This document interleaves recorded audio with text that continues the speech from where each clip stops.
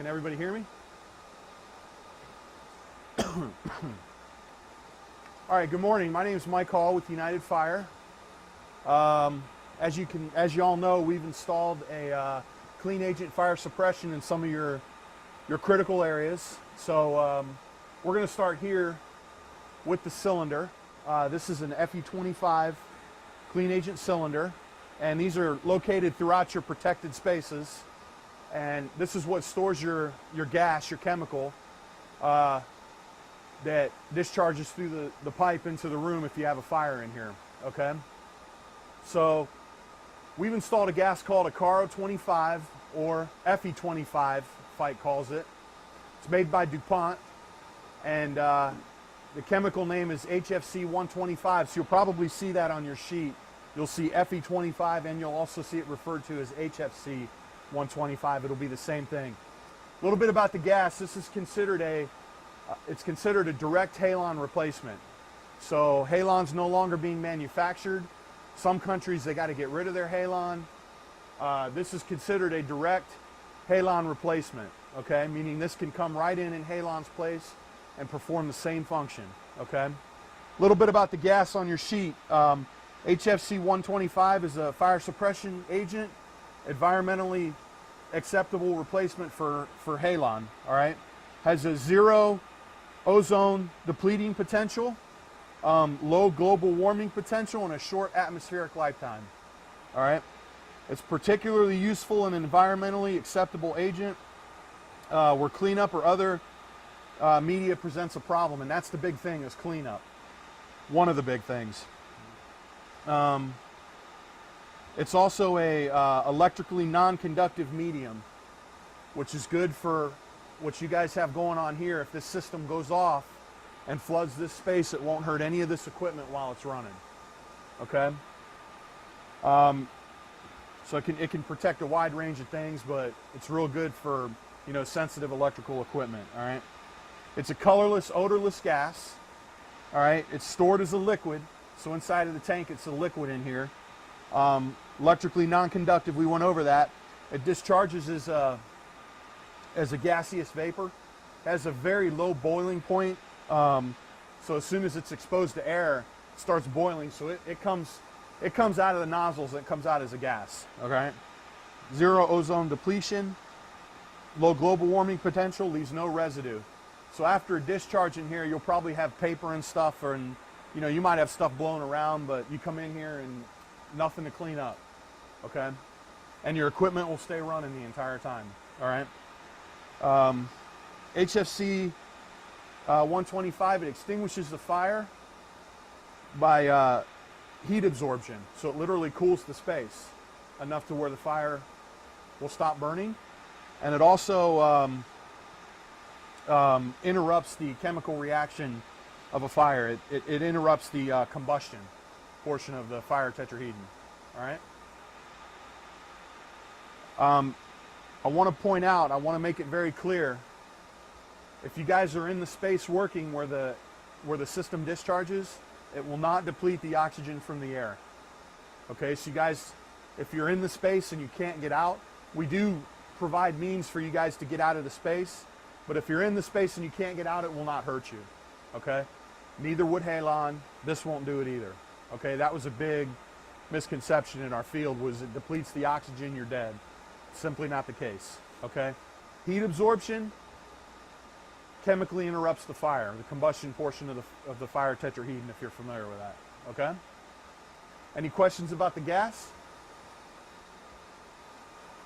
It's a good agent. There's a lot of it out there. Directly replaces halon. It's a good agent, okay? A little bit about the system. Going down to first alarm and second alarm. We'll start with the detection portion of the system, okay? We've provided smoke detectors in your spaces.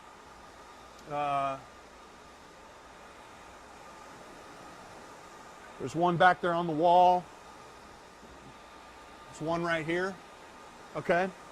They're also in your subfloors. There's one over there. They're scattered throughout the space, and they're also in the subfloor, all right? Looking for smoke, just like a regular fire alarm smoke detector, okay? The difference here is you have to have two detectors go into alarm in order for your system to activate. Okay? So your first alarm, if this detector senses smoke, the first thing that will happen is your system will go into alarm and your building fire alarm will go into alarm.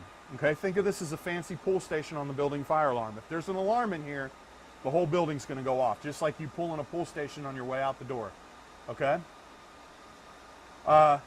What'll happen is right behind you, sir, where that bell right there, the first alarm will ring. So the system in here will go off, your first alarm will ring, and your building fire alarm will go off. That's your first alarm. Your second detector picks up smoke. The bell will stop ringing. You'll get your second alarm. Okay? At that point, you go into a 30-second countdown. That allows for you guys to get out of the space, shut the doors behind you if you can, shut the doors behind you, let the system do its job. You don't have to be shutting stuff off and cleaning stuff up as you try to leave. Everything will be okay. Again, it's electrically non-conductive, so it won't hurt your equipment, it won't hurt your paperwork. It might blow around, but it won't hurt your paperwork, it won't hurt your tools, none of that. Okay? First alarm, the bell rings. Second alarm, the discharge strobe goes off. When that starts going off, it'll start the 30-second countdown. At the end of 30 seconds, the gas will discharge. 6 to 10 seconds, you'll have concentration in this room, and the fire will be out. So you're talking at a most 40 seconds, and the fire's extinguished in this room. The firemen are barely in their fire truck at that point. Okay? Once the gas discharges, I'll point this on the way out the door, there's a discharge strobe. Once the gas discharges into the space, you'll see the discharge strobe flashing in the hallway. If you come and you see that, I don't make your guys' safety policies. What I recommend is if you see that strobe flashing, at that point the gas is discharged, there's no reason coming in here. I would wait for the fire department to come in here and do their jobs. Again, I don't write your guys' policies. You can do what you want to do, but if you open the door, you could let concentration out. You could let air in. Fire could reflash. I would let the fire department come here and do their job. Okay? If you're in here working, which we always are, which you always are, and you see smoke and you feel that you need to use the fire suppression system, did you get a paper? You feel you need to use the fire suppression system at every exit, there's a red button, okay? That is your manual release, okay? The manual release is if you want to use the system right away, you pull the little safety pin and you push in that button. There will be no countdown. The system will go off right away. Within a quarter second, this tank will fire, okay? Again, 6 to 10 seconds, you'll get concentration in here. So hit that button as you exit the room, shut the door, okay? What if we want to bypass it because it's just a little bit of smoke that's not going to hurt anything? If you want to abort your system, also located near the door is a yellow push button, and it's a dead man type switch, meaning you have to push it in and hold it, okay? It will stop your countdown. So if you're in here working and you see some smoke and you feel you can handle it and you want to abort the system, push and hold the button in, it will stop the countdown, okay? But you still have 30 seconds to get to the button? Yes. It'll stop the countdown. If you let the button go, it'll start over at 30 seconds again. Oh. Okay? But you can push and hold that button a dozen times. Stop the countdown, it'll start back over. Stop the countdown, it'll start back over. That'll give you a chance to get over here, hit your maintenance bypass switches on your tanks, which I'll go over in a minute. Okay? Or reset your panel, or control the situation however you guys, whatever procedures you have in place to control the situation, that'll let you do that. Okay? If you're in here working, say somebody comes in here and works on an air handler and they have to sweat copper together, that kind of smoke will set the system off. Okay, it will pick that up. Welding smoke, solder smoke, that kind of stuff. Okay? So you have your abort switch. Push and hold it in, stops the countdown. You can control the situation. But if Okay. you know you're going to work, you know you're going to do something, can you just go right over to this and put it in bypass? Well, that's what I'm going to get to next, the maintenance bypass switch. Maintenance bypass switch is provided if you guys are going to do work. You can come over here. Here's your maintenance bypass switch. They're located throughout the facility by the tanks. Okay. What you do is just take this key, turn it over to disarmed. Okay. It will put, you're going to want to let your monitoring know, because it will put the system into, excuse me, it'll put the system into a supervisory condition, and you know, it'll call your monitoring company, and they'll call you and say, hey, I have a trouble or a supervisory on the panel. So you're going to want to let your monitoring know. I want to be very clear about that. Your alarm and detection will still work. I cannot bypass your alarm and detection. So what you're going to do is turn this key, and it will physically break the wire to this tank. This tank will not discharge. However, it's still looking for smoke. You're still going to have your alarms. I cannot take that away from you by code legally. Okay? So, yes, sir. That means that we can't solder at all. No, you can. But the bells are going to go off, and the alarms will go off. You would need to call us or call your service provider. It depends on what you're doing. You can cover detectors. You know, there's different things you can take, but I can't. My whole point was, by code, I can't provide you the ability to bypass the alarm and detection portion of it by code. Your tank just won't discharge the gas. So you are going to need to do some coordination with us probably on certain occasions.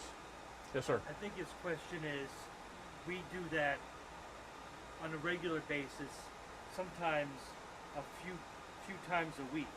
You solder in here? Oh yeah, all the time. We It's a do that working all room. the time. replace It's part of our boards. job to do maintenance work in here all the time. Okay. So that provides us kind of a difficult situation to deal with. You know, how do we do that and not irritate our monitoring facility? All right, let's talk afterwards about that. Okay. We'll go into more detail about that. So, but the maintenance bypass switch, you turn it to disarmed, and it will prevent the gas from discharging. Okay. You're talking about soldering circuit boards and stuff like that, right? Yeah, wires, things Okay. like that. Yeah. Okay. It might not even be enough maybe to set it off. We don't know. But you're talking about maybe we'll set off one sensor.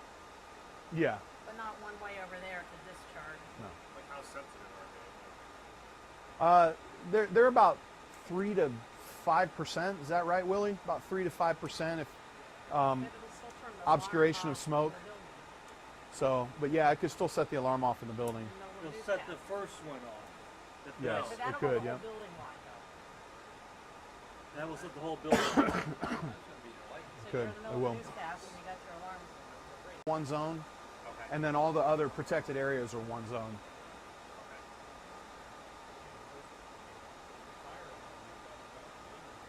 Okay, this is your Cheetah XI suppression control panel. This is kind of the brains of the whole system here. This is where everything happens. Okay, I just wanted to point out a couple buttons on here. First thing I wanted to point out is step alarm, step stupor, and step trouble. That gives you guys the abilities, if you have events on your panel, to step through, and if you have alarms, you can step through, and if you're on the phone with us, you can tell us what you're seeing on the panel, and that'll help us diagnose the problem before we come down here, before your service provider comes down here if we need to. Okay. Step all just does all of them at once, and it does them in order by timestamp. Okay. You have a series of LEDs up here. You always want to see the green light, just like on any panel. You always want to see the green light. AC power, green is good. Everything's normal. Okay. If you have an alarm, that'll show up as a red LED light on your panel. It is marked alarm. Trouble, supervisory, silence LED, all that shows up as amber or yellow. Okay. So that's telling you something's wrong. All right. Inside the panel here,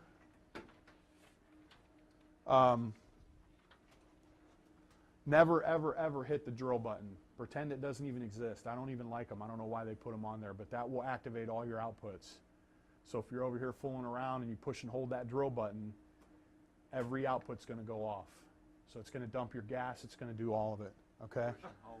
If you push it in there and hold it, it'll set everything off. There is a little bit of a delay. It's a couple seconds. It only takes a couple seconds. No.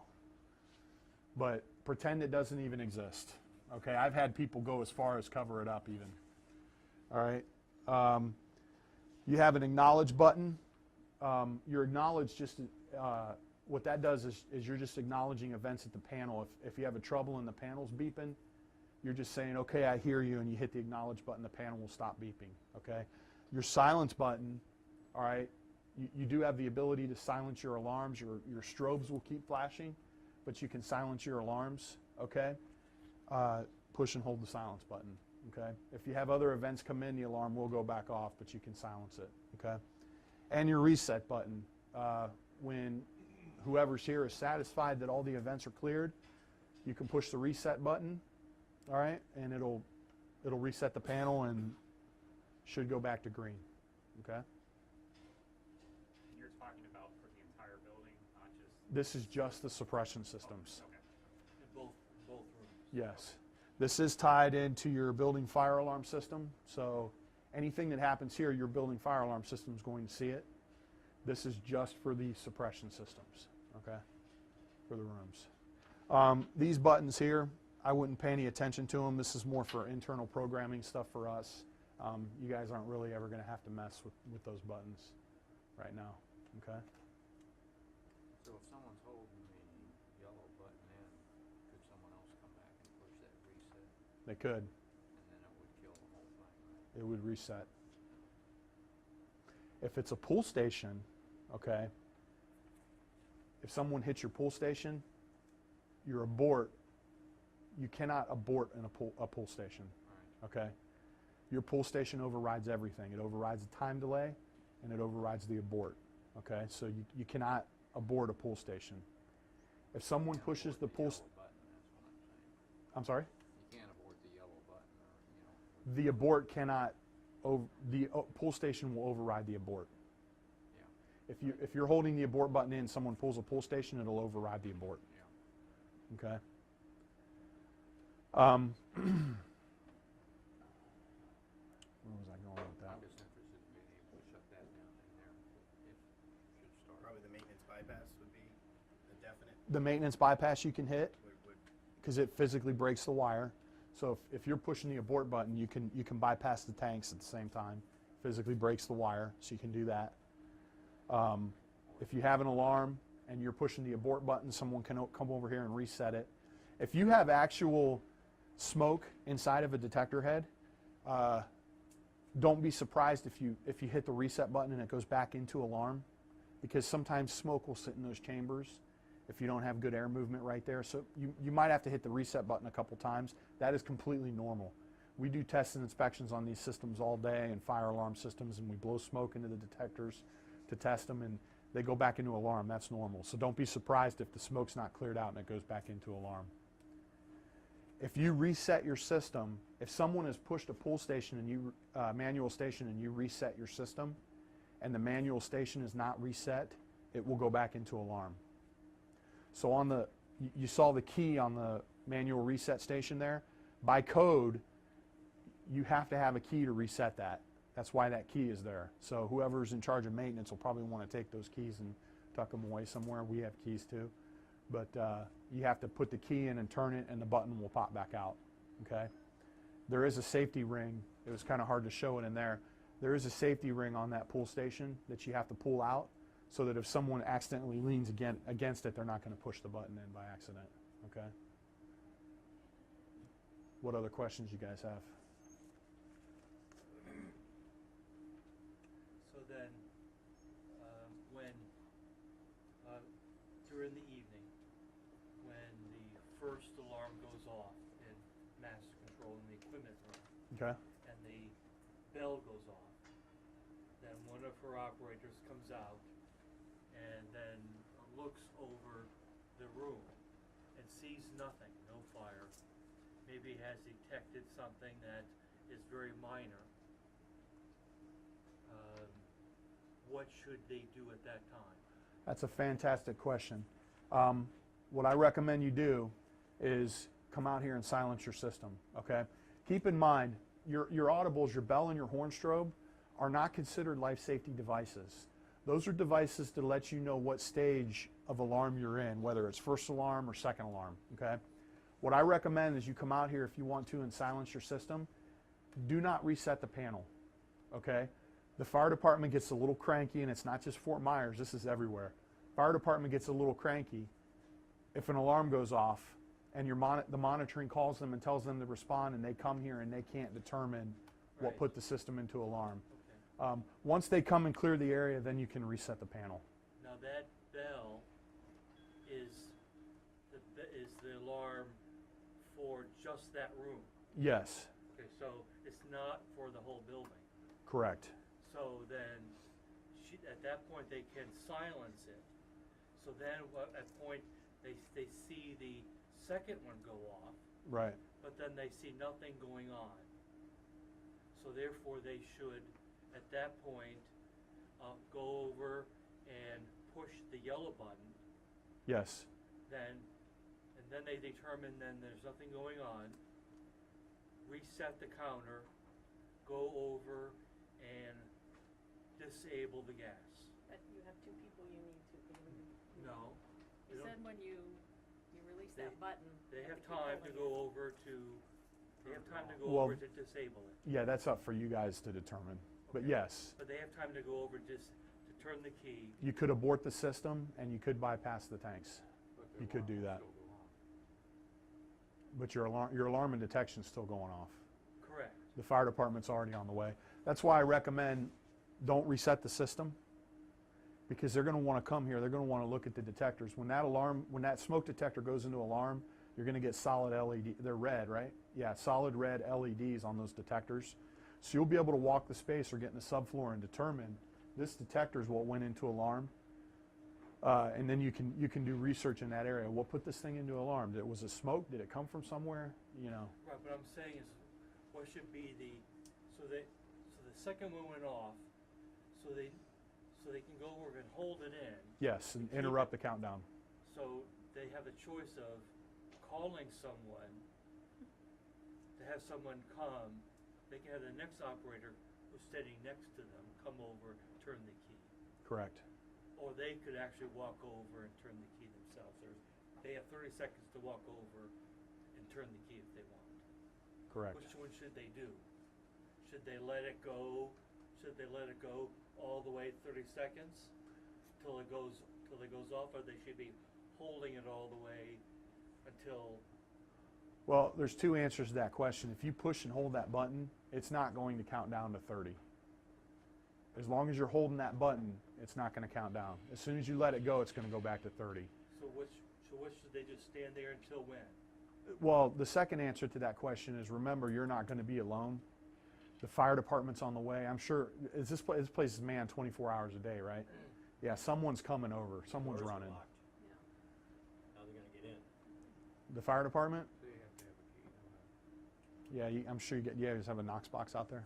Yeah. Yeah, they'll get in. Yeah, they do that. So I don't know if that answers your question or not.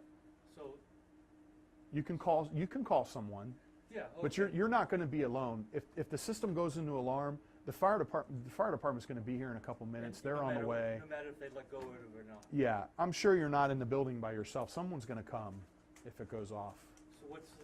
So what is the disadvantage of letting it go and disabling the?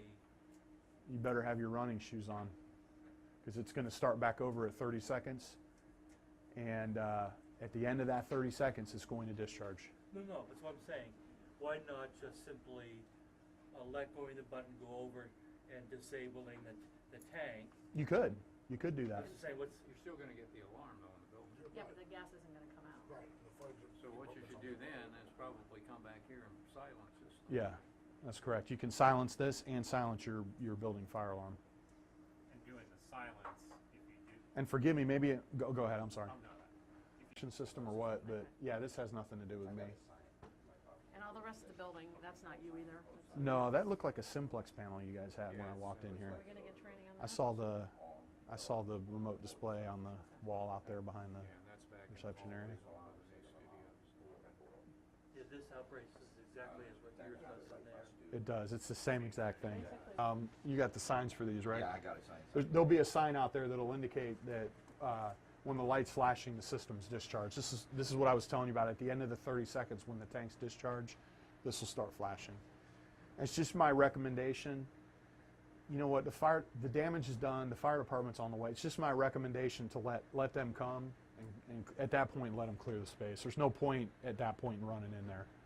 So you'll just the fire's out. Whatever was burning is not burning anymore, and let them come and clear the space. So, okay. We are, like you asked, 24 hours a day, 7 days a week, 365 days a year. Our phone number is everywhere, okay? So if you guys, even if you guys have questions, you know, and it's the middle of the night on a Sunday night, you can call. Whoever's on call will call you back and be able to answer your questions over the phone, or if you need somebody down here, we're available, all right? are we supposed to be calling you guys? Is that what the purpose of the phones is? The red phones by the push buttons? I don't know. Okay. Somebody made Is there phones by the push buttons? Yeah, we've got, you know, That's for places. that's for someone for if they want assistance. Yeah. If you don't happen to have a cell Call phone. 911. Okay. Call 911. They can call. So here's your maintenance bypass switch for this system, for the tank in the corner there.